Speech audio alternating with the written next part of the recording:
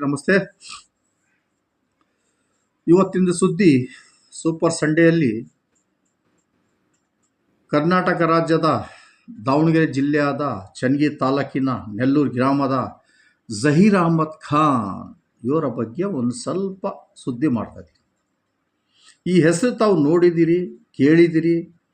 ಯಾಕಂದರೆ ಇವರು ಪ್ರತಿದಿನ ಯೂಟ್ಯೂಬ್ ಚಾನಲ್ಲಿ ಬಂದಿಲ್ಲ ಅಂದರೆ ಇವರಿಗೆ ಏನೋ ಒಂದು ಕಳ್ಕೊಂಡಂಗೆ ಆಗತ್ತೆ.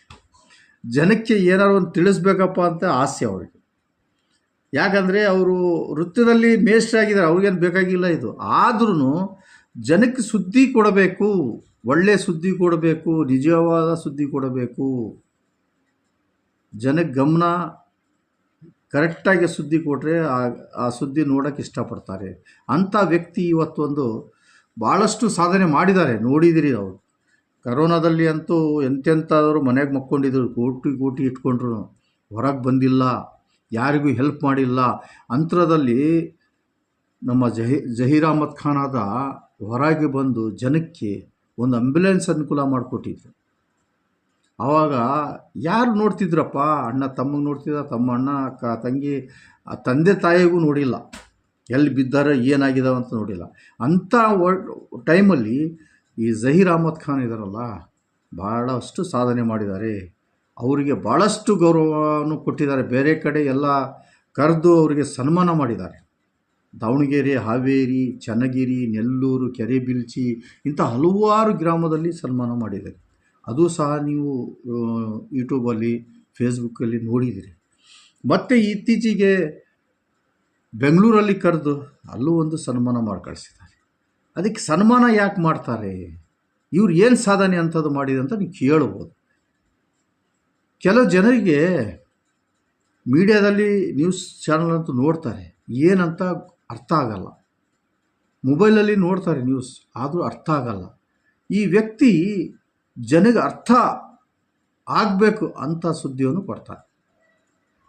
ಅದು ರಾಜ್ಯ ಸರ್ಕಾರದಾಗಲಿ, ರಾಜ್ಯದ ಸ್ಕೀಮರಾಗಲಿ, ಪೆನ್ಷನ್ ಯೋಜನೆ ಆಗಲಿ, ಸ್ಕಾಲರ್ಶಿಪ್ ಬಗ್ಗೆ ಆಗಲಿ, ಆಮೇಲೆ ಸೆಂಟ್ರಲ್ ಗೌರ್ಮೆಂಟ್ ಸ್ಕೀಮ್ ಯಾವ್ದಾರು ಬರಲಿ ಅದ್ರ ಬಗ್ಗೆ ಈ ಜನಕ್ಕೆ ಅರಿವು ಮೂಡಿಸೋದು ಕೆಲಸ ಜಹೀರ್ ಅಹಮದ್ ಖಾನ್. ಸ್ನೇಹಿತರೆ, ಇಂಥ ವ್ಯಕ್ತಿಗಳು ನಮ್ಮ ಜನ ಮುಂದೆ ಇರಬೇಕು. ಯಾಕಂದರೆ ಎಲ್ಲರಿಗೂ ಬರಲ್ಲ ಈ ಕೆಲಸ, ಎಲ್ಲರೂ ಮಾಡೋಕ್ಕೆ ಹೋಗಲ್ಲ. ಅದಕ್ಕೆ ಆಸಕ್ತಿ ಇರಬೇಕು. ಒಂದು ಸಾಧನೆ ಮಾಡಬೇಕಂತ ಒಂದು ಗುರಿಯನ್ನು ಮುಟ್ಟಬೇಕಂತ ಮನಸ್ಸಲ್ಲಿ ಇಟ್ಕೋಬೇಕು. ಅಂಥ ವ್ಯಕ್ತಿ ಮಾತ್ರ ಮಾಡ್ತಾನೆ. ಹಣ ಮಾಡೋಕ್ಕೋಸ್ಕರ ಅಲ್ಲ, ಜನದ ಬೆಂಬಲ ಇರಬೇಕು. ಜೊತೆಗೆ ಬರೀ ಹಣ ಅಂತ ದುಡಿಮೆ ಮಾಡಬೇಕು ನಾವು ಇದ್ರಾಗಂತ ಇಟ್ಕೋಬಾರ್ದು ಮನಸ್ಸಿನಾಗೆ.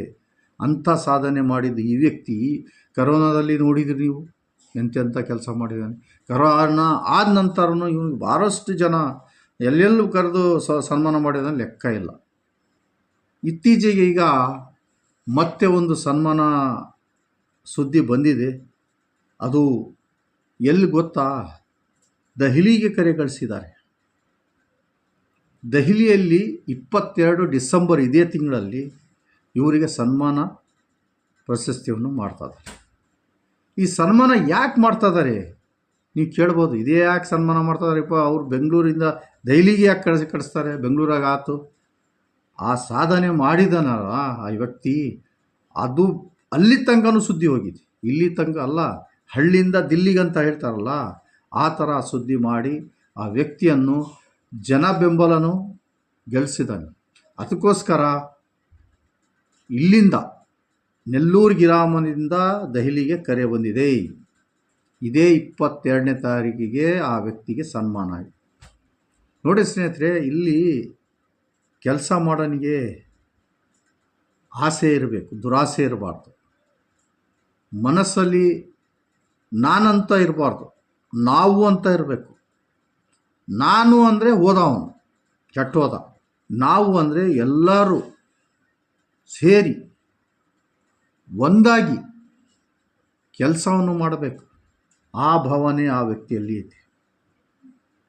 ಇಲ್ಲ ಅಂದರೆ ಯಾರು ಕರೆ ಕಳಿಸಿ ಸನ್ಮಾನ ಮಾಡ್ತಾರ ದೆಹಲಿಗೆ ಕರ್ಕೊಂಡ್ಬಂದು, ಇಲ್ಲೇ ನಮ್ಮ ಹಳ್ಳಿಗಳಾಗೆ ಹೇಳ್ದೆ ಹೋಗೋ ಮರ ಏನು ಮಾಡಿದೆ ಅಂತ ಇವ್ನು ಸನ್ಮಾನ ಮಾಡ್ಬೇಕಂತಾರೆ.